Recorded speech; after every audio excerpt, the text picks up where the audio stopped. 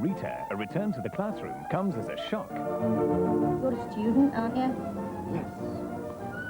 So am I. I'm afraid you'll find there is less to me than meets the eye.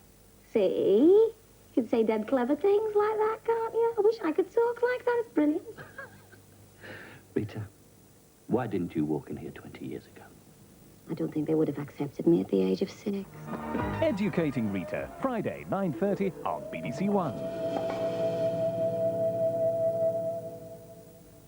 Starting shortly on 2, the first showing on British television of Alex Cox's cult science fiction thriller Repo Man, starring Emilio Estevez as a laid-back hero sucked into a bizarre lifestyle. Here on 1, in a quarter of an hour, Isaac Hayes is the special guest when Don Johnson and Philip Michael Thomas star as Crockett and Tubbs on the trail of more Miami Vice. That's after the main news of the evening with Martin Lewis. An election snub for Mr. Gorbachev from Moscow and the Baltic republics. The Soviet leader says not everyone may be pleased, but the people have spoken. And Mrs. Thatcher in Morocco is tonight telling Israel it's time to negotiate with your Middle East opponents.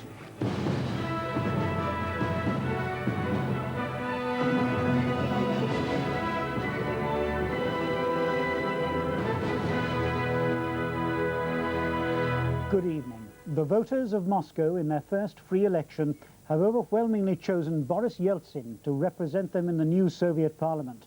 He won 89% of the votes, soundly beating the official Communist Party candidate. He says it proves the need to speed up reforms. Mr. Gorbachev, who had him sacked from his party jobs, says not everyone may be pleased with the election results, but the Soviet people have spoken. In the Baltic republics, nationalists made big advances and are claiming a majority of seats in Estonia and Lithuania.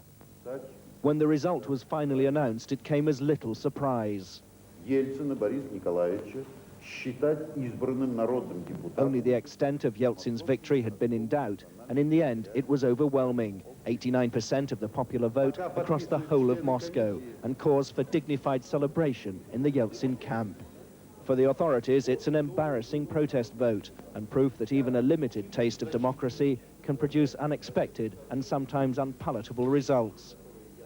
Dismissed from the Politburo for advocating more radical reforms than Mr. Gorbachev could contemplate, Yeltsin has drawn ever greater support as the party has tried to discredit him.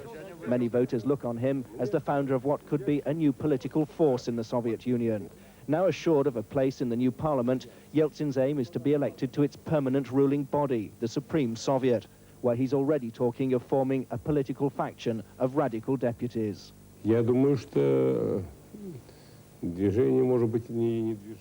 What we need now is a unified group in the Supreme Soviet. If we can get 300 or 400 people together, it would serve notice that our reforms can be enacted.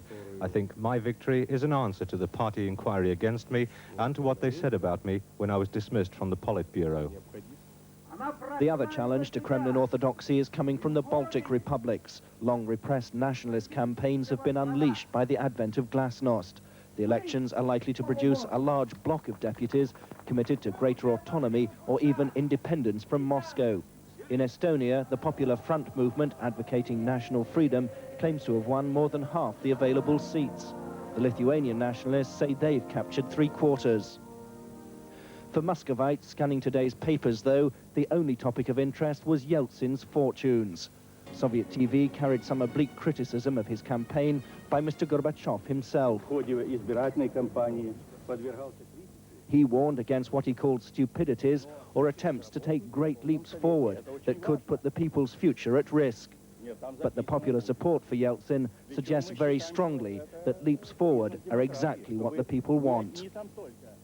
The Yeltsin victory is the biggest popular vote against the Soviet establishment since the communists came to power 70 years ago, and it suggests that Mr. Gorbachev may be losing control of the liberalization process he himself initiated. Martin Sixsmith, BBC News, Moscow. Mrs. Thatcher is tonight telling Israel it's time to start talks to resolve the crisis in the Middle East. Speaking at a banquet in Marrakesh, hosted by the King of Morocco, she's saying that the need to resolve the Arab-Israeli crisis has never been so urgent, and she predicts that the United States would use its influence to try to bring the two sides together.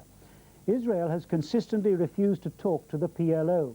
But in what is being seen as a direct message to the Israeli government, Mrs. Thatcher says nothing was ever lost by exploring the views of one's opponents. And she adds, that is an example from which Israel can learn.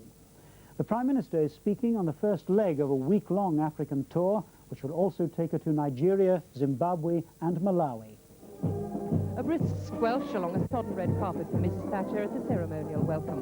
An all-umbrella review with Morocco's Prime Minister. And quickly to a traditional offering of dates and date milk. Mrs. Thatcher is in a Muslim country, but there's no sign of hostile reaction stemming from the Salman Rushdie affair.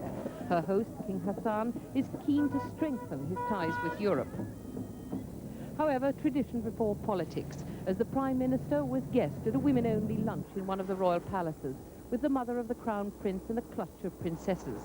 Magnificent was her description of the occasion. Over partridge stuffed with pasta, there was probably little political talk.